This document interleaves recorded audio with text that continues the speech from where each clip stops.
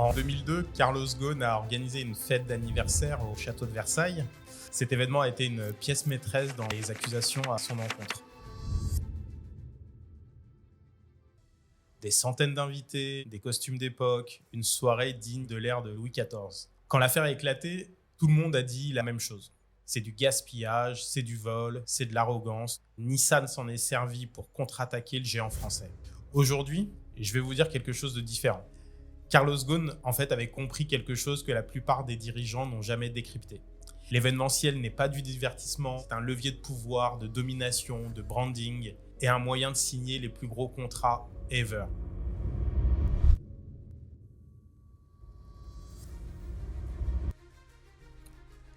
Les faits ont lieu au château de Versailles en 2014. Et donc le parallèle avec la figure historique nationale qui est Louis XIV est évidente.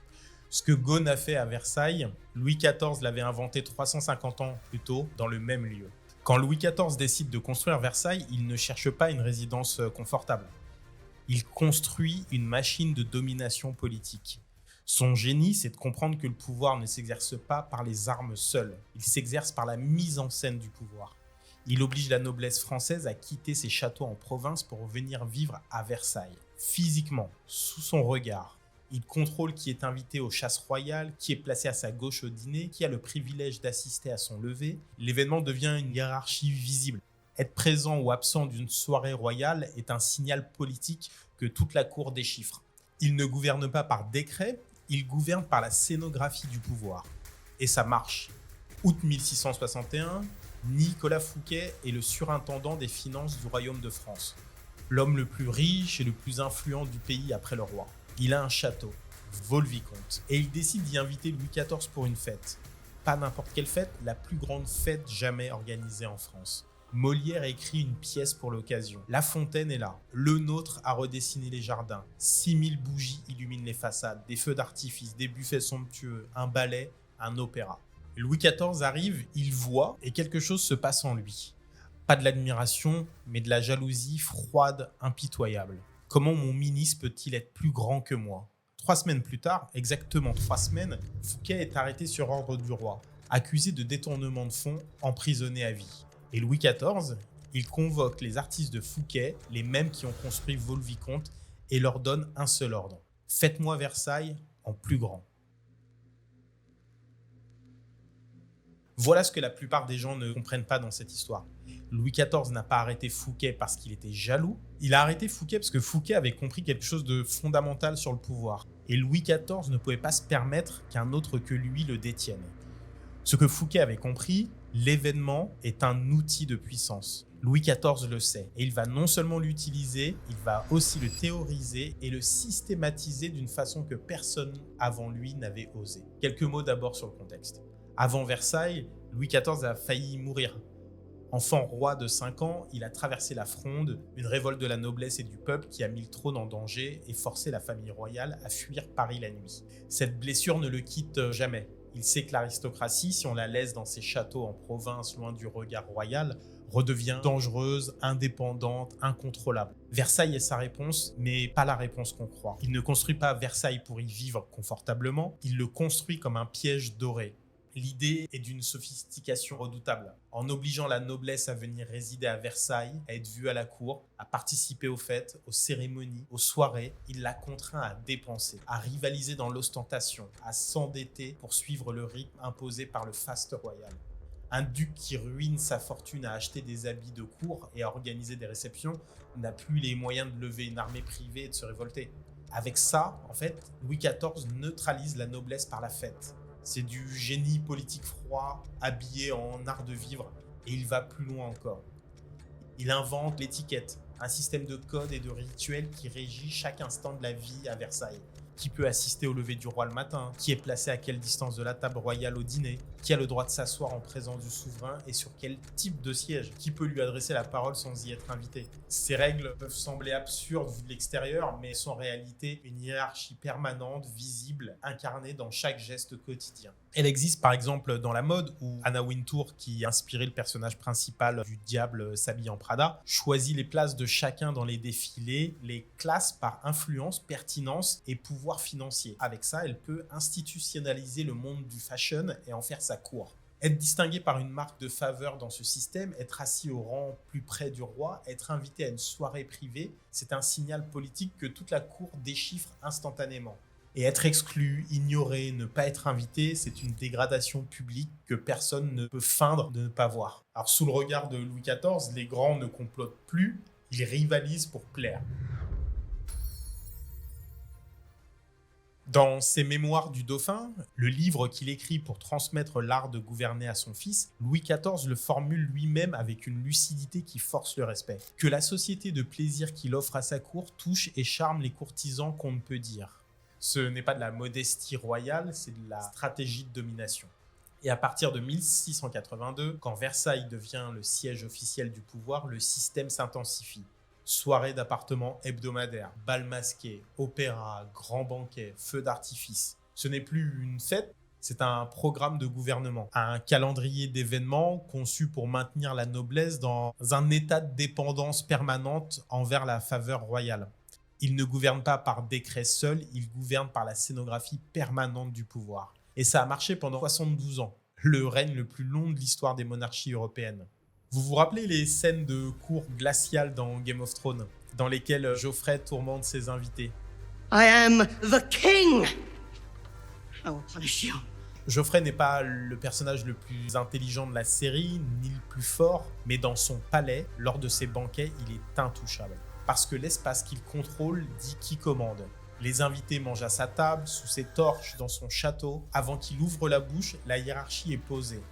L'événement comme outil de souveraineté, c'est aussi vieux que la politique. Et ce n'est pas une mécanique morte. Il y a quelques semaines, Donald Trump organisait un gala de MMA à la Maison-Blanche. Des combattants, des célébrités, des caméras, un président qui reçoit dans le symbole du pouvoir américain, pas dans une salle de sport, pas dans une arène, mais vraiment à la Maison-Blanche. Même playbook, même habitude, même fonctionnement, 3 siècles plus tard. C'est l'événement comme signal. Regardez qui je reçois, regardez où je les reçois, regardez qui appartient à mon cercle, regardez ce que me permet le pouvoir. C'est dans ce contexte qu'il faut lire Carlos Ghosn. Nous sommes en 2014, Ghosn a 60 ans, il est PDG de Renault et de Nissan simultanément, une première dans l'industrie automobile mondiale. Il a sauvé Nissan de la faillite en 3 ans au début des années 2000. La presse mondiale l'appelle le cost killer, le Superman du management. Et il est à cet instant l'un des dirigeants les plus puissants de la planète. Et il organise une soirée au château de Versailles. 200 couverts, des costumes d'époque, la cuisine signée Alain Ducasse, des invités triés, proches, partenaires stratégiques, figures d'influence internationale et la galerie des glaces comme salle à manger.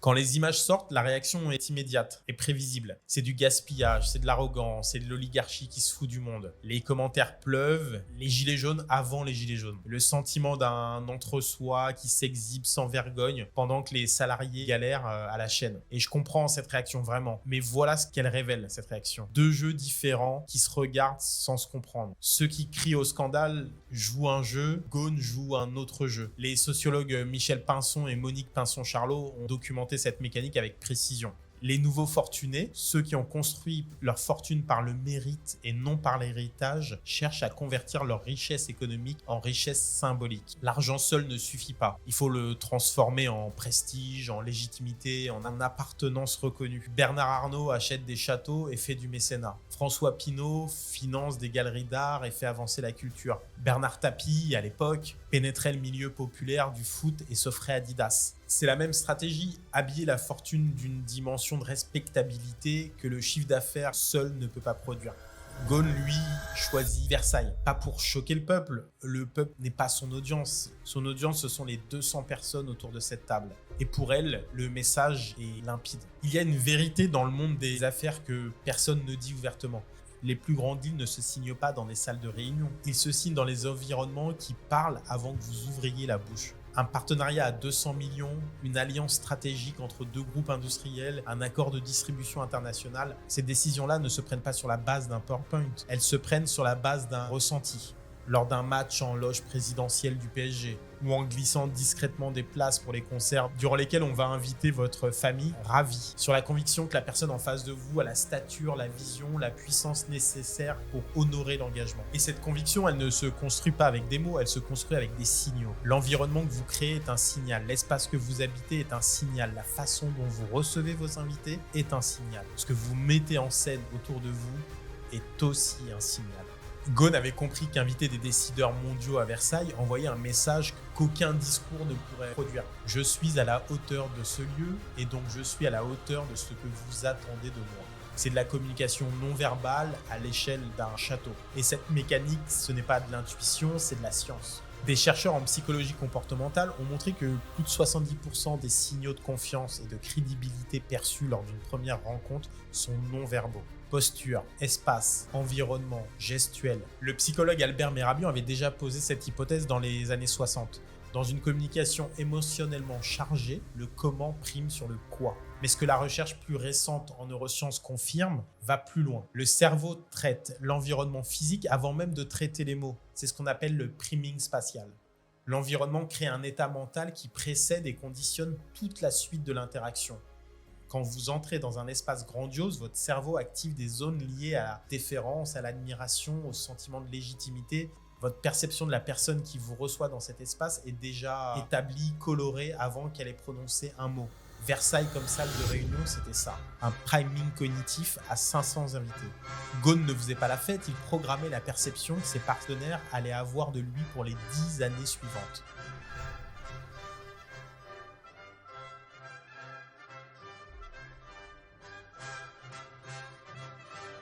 Alors la vraie question, celle que je pose à tous mes clients et à vous, si vous aviez un budget, comment auriez-vous pensé cet événement pour en faire un outil de puissance business réel ? Pas un événement de prestige, un outil utile pour vos clients, pour vos collaborateurs, pour l'ambiance qui règne au sein de votre organisation, pour alimenter les discussions internes et renforcer les liens. Voilà comment un directeur artistique qui pense comme un publicitaire l'aurait construit. Étape 1. Définir l'objectif business avant de penser à l'expérience. Pas organiser une belle soirée, mais quel état mental est-ce que je veux que mes invités aient en quittant cet espace ? Ghosn voulait que ses partenaires industriels repartent avec une conviction gravée. Cet homme est hors catégorie. Toute demande qu'il formulera dans les prochains mois sera reçue avec une disposition favorable. C'est un objectif business, pas un objectif esthétique. Étape 2. Choisir un espace qui dise que vos mots ne peuvent pas dire. L'espace est le premier message avant le discours, avant le dîner, avant les poignées de main. Un espace industriel réhabilité dit innovation, rupture, vision. Un espace patrimonial dit légitimité, durée, puissance établie. Un espace intime et rare dit confiance, sélection, appartenance à un cercle.